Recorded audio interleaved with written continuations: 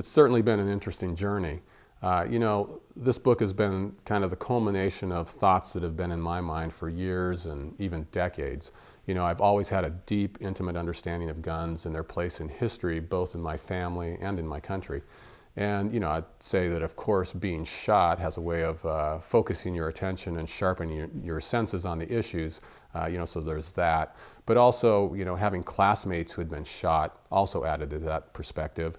But I think, the true seeds were around 1991 when I was watching the John Singleton movie, Boys in the Hood. It had a huge impact on me and haunted me for weeks. And I just kept thinking how harrowing and oppressive it would have been to grow up in South Central Los Angeles with just the menace of gun danger hanging over you like the sword of Damocles.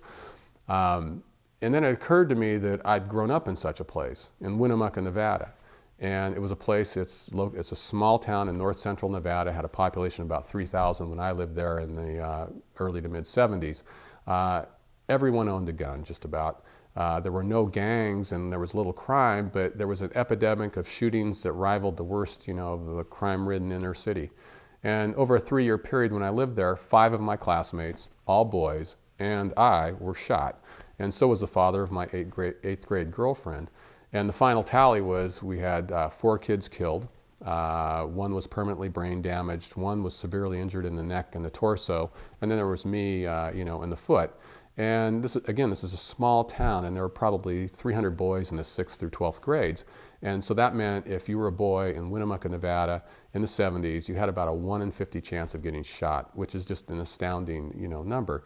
And then I would say kind of the final 3 catalysts happened, recently in rapid succession. And there's the event that I describe in the final chapters of the book that really shook me to the core of my being. And that was certainly, one of the huge catalysts for, compelling me to write this. And then there was also the Aurora shooting. He was a kid from San Diego, and actually my son had an internship at the Salk Institute. And he had the exact same internship as the Aurora shooter had just a couple years earlier, and everyone in the lab knew this kid, and they were really shocked when this happened. And then the final straw, of course, was the whole Newtown shooting. That's when my anger on the issue really boiled over, and I was on a call with an executive coach who I sometimes work with, and she suggested that I write a 3-page opinion piece for the newspaper if I felt so strongly about it. So I did. But then, once I started writing on the topic, I just couldn't stop, and 3 pages quickly turned into 270, and I ended up with, a full-blown book called Thunder in the Mountains.